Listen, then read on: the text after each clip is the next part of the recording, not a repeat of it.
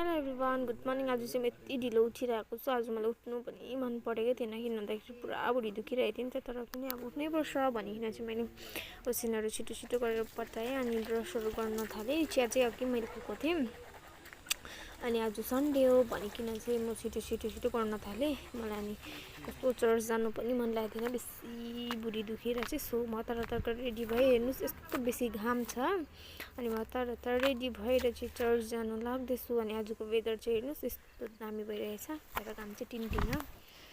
So बाटो चाहिँ यस्तो छ अन्त चाहिँ त्यस्तो छ, वेदर चाहिँ एकदम दामी देखिरहेको छ अनि यस्तरी हिँडेर जानुपर्ने हुन्छ। सो अब तपाईँहरूले अलिक माथि पुगेर बिर्स हेर्नुहोस् न गाइस, यस्तो बेसी गरम, यस्तो बेसी घाम, पसिना यस्तो बेसी चुइरहेको छ, हेर्नु सक्नुहुन्छ।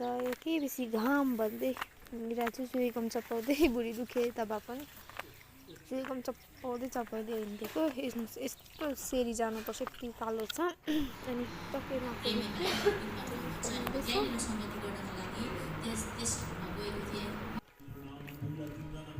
प्रार्थना हुँदैछ।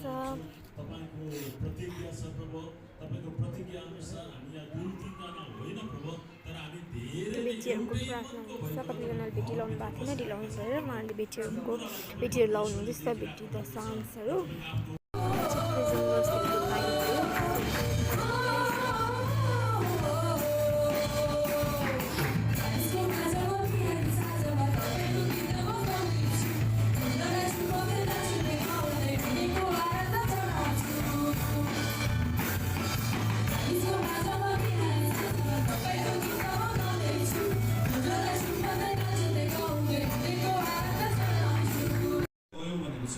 आफ्नो बाउको छत्र छायादेखि अलिकति पर गयो अनि जाँदै गर्दै